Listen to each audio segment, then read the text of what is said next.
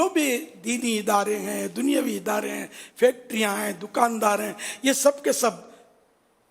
10% اضافہ کر دیں تنخواہ میں، اور فوری طور پہ کر دیں، تو کچھ نہ کچھ تو بیچاروں کو مطلب سپورٹ ہوگا، ڈھارس ہوگی۔ دیکھیں نا، 10 میں بھی میں 12 بولنا تھا مجھے، لیکن میں 10 پر اس لیے بس کر رہا ہوں کہ اس میں قربانی کا درس ہے۔ 10 محرم، عاشورے کا دن، میرے آقا صلی اللہ علیہ وسلم کی آل، گلشن رسالت کے 9 نہال میدان کربلا میں کس طرح قربانیاں دے کر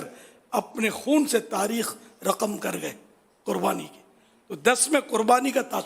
ایک تصور ہے، تو مہربانی کر کے اگر میری مانے تو 10 ذوالحجہ بھی ہے، 10 ذوالحجہ بھی قربانی کا دن ہے۔ یہ بقرعید جو آ رہی ہے،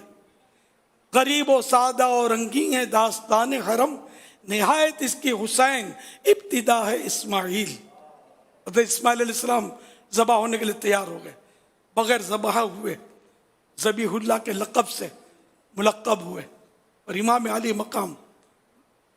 جان قربان کرنے میں کامیاب ہوئے۔ اللہ اکبر، اللہ ان کا صدقہ، ہمیں تو مال دینا کہاں جان دینی ہے، ابھی مال دینا ہے۔ تو یا اللہ پاک، جو کوئی میرا مدنی بیٹا اپنے اپنے ملازم کی اور انتظامیہ اپنی اپنی مسجد کی، مدارس والے اپنے اساتذہ کرام کی، خادموں کی، مؤذنوں کی کم از کم 10% تنخواہیں اسی ماہ سے بڑھا دیں، یا آئندہ ماہ بڑھا دیں، اور اب بڑھا دیں، تو یا اللہ پاک ان کو